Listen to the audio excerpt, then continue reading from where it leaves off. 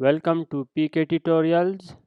अभी तक हमने लास्ट लेक्चर में देखा था कि HTML का जब हम कोई भी डॉक्यूमेंट क्रिएट करते हैं तो बेसिक स्ट्रक्चर उसकी क्या होती है, यानी कि वो कौन कौन से इम्पोर्टेंट टैग्स है जो हम HTML का डॉक्यूमेंट क्रिएट करने के लिए यूज़ करते हैं।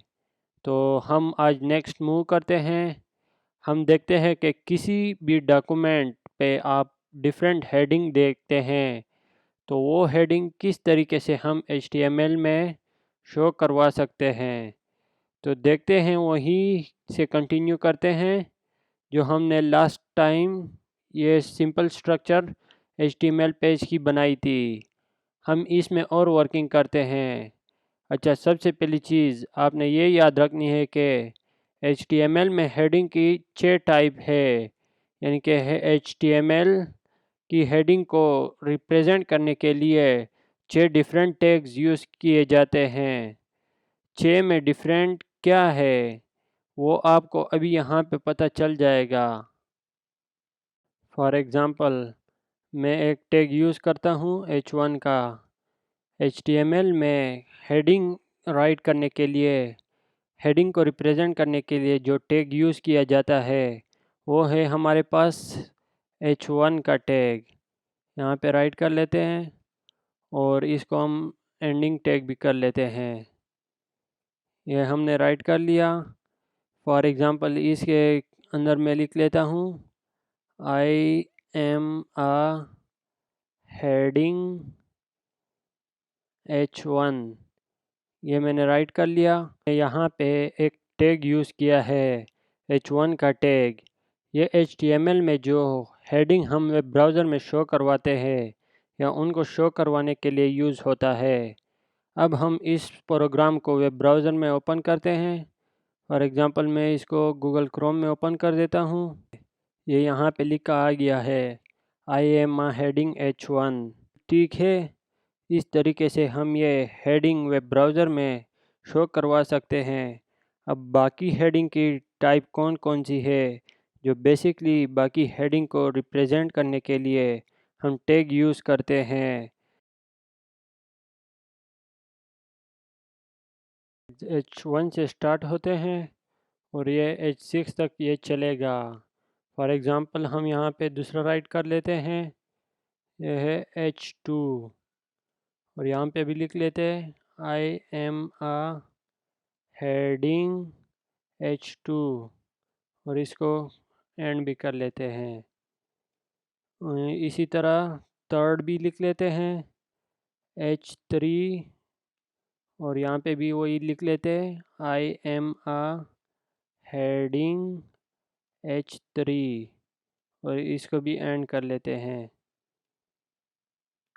और इसी तरह चौथा भी लिख लेते हैं H4 I am uh heading H4 और इसको भी एंड कर लेते हैं। और आगे पांचवा भी इसी तरह राइट कर दें H5 I am uh heading H5 और इसको भी एंड कर लेते हैं। आगे H6 का लिख लेते हैं I am uh heading H6 और इसको भी एंड कर लेते हैं। तो ये HTML के बेसिक 6 डिफरेंट टैग्स है जो डिफरेंट हेडिंग के लिए यूज़ किए जाते हैं। अब इनमें डिफरेंस क्या है ये आप अभी वेब ब्राउज़र में देख लेंगे कि ये H1, H2, H3, H4, H5, H6 इनमें डिफरेंस क्या है। तो हम इसको यहाँ पे कंट्रोल एस के साथ सेव कर लेते हैं।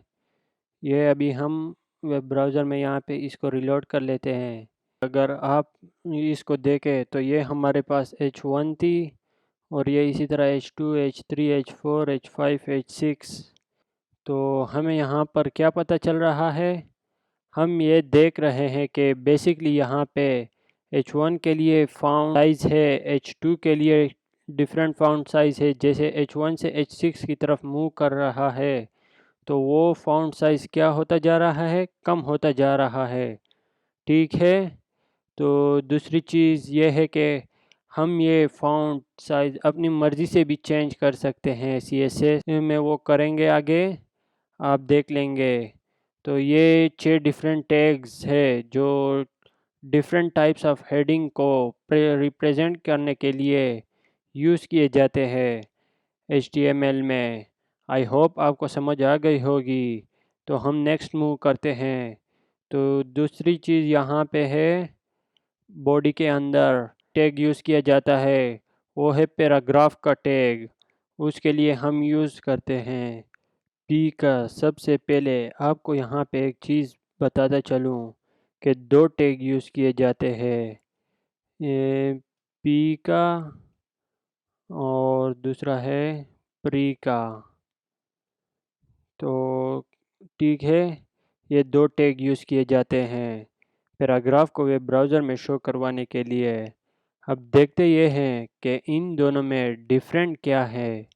पी के टैग में अगर हम कोई कंटेंट राइट करते हैं या प्री के टैग में कोई कंटेंट राइट करते हैं तो दोनों में डिफरेंस क्या होगा, किस तरीके से वो शो होंगे। तो फर्स्ट फॉर एग्ज़ाम्पल हम पी का टैग कर देते हैं, इसको यहाँ से काट लेते हैं और यहाँ पे पी का टैग को एंड भी कर लेते हैं। तो इसके अंदर हम कुछ टेक्स्ट राइट कर लेते हैं या गूगल से कॉपी कर लेते हैं। फॉर एग्ज़ाम्पल यहाँ पे मैं लिख लेता हूँ कुछ, हम यहाँ पे कुछ डमी टेक्स्ट सर्च कर लेते हैं। यहाँ पे मैं लिख देता हूँ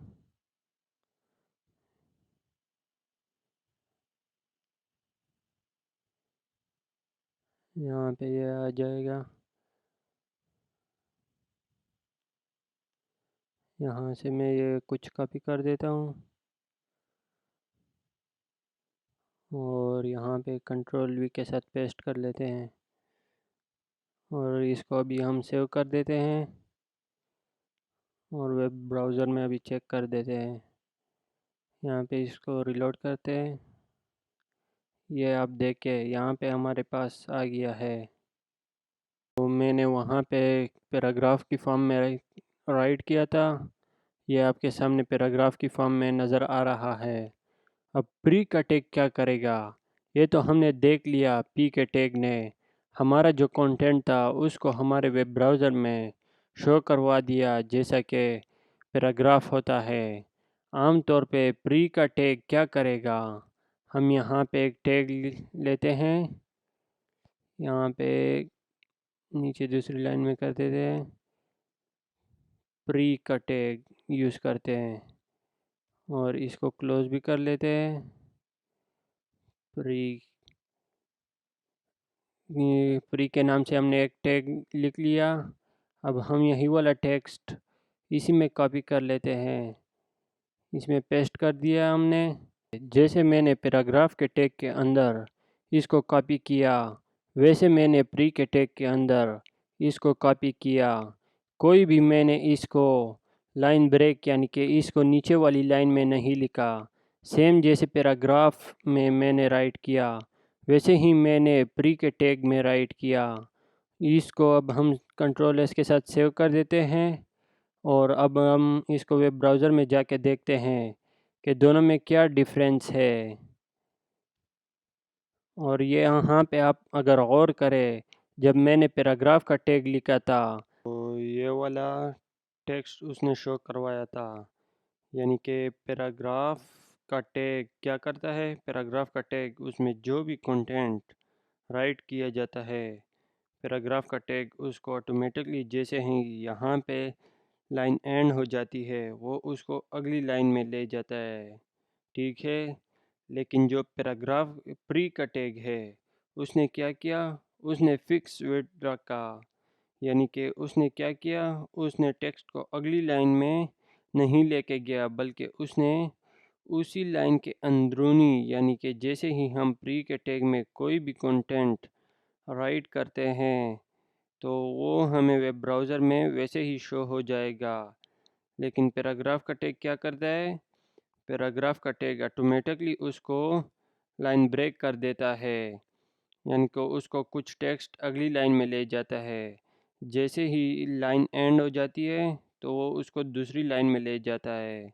इसी तरीके से जो पैराग्राफ का टैग है वो उस पैराग्राफ से ऊपर और पैराग्राफ के नीचे ऑटोमेटिकली उसको स्पेस भी दे देता है। ठीक है, अब देखें फॉर एग्ज़ाम्पल ये जो प्री का टैग है इसको मैं यहाँ पे इंटर कर देता हूँ और इसको मैं यहाँ पे सेव कर देता हूँ और अब वेब ब्राउज़र में जाके चेक करता हूँ और इसको यहाँ से रिफ़्रेश कर लेते हैं। ये देखें तो अगर मैं वहाँ पे इंटर करके टेक्स्ट को अगली लाइन में ले जाऊँगा तो प्री का टैग भी उसी तरीके से अगली लाइन में ले जाएगा। यानी कि दोनों में हमें डिफरेंस क्या नज़र आ रहा है?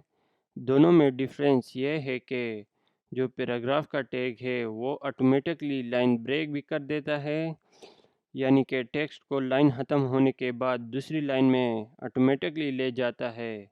और इसी तरीके से पैराग्राफ से पहले और पैराग्राफ के बाद ऑटोमेटिकली कुछ स्पेस भी दे देता है। जबकि प्री का जो टैग है, प्री का टैग जैसे टेक्स्ट हम प्री के टैग के अंदर लिखेंगे, यानी कि लाइन ब्रेक करके लिखते हैं या एक ही लाइन में लिखते हैं या एक ही लाइन में लिखते हैं, प्री का tag at it is web browser में भी वैसे ही शो करवाएगा कि जैसे कि हमने यहाँ पे लिखा होगा। आई होप कि आप लोगों को समझ आ गई होगी कि हेडिंग के ये डिफरेंस टैग्स किस लिए यूज़ किए जाते हैं और पैराग्राफ का टैग और प्री का टैग दोनों में क्या डिफरेंस है। कंप्लीट लेक्चर से रिलेटेड कोई भी क्वेश्चन हो तो आप कमेंट करके पूछ सकते हैं। Okay, thank you guys for listening. Don't forget to like and subscribe our channel and share the video. Okay, thank you.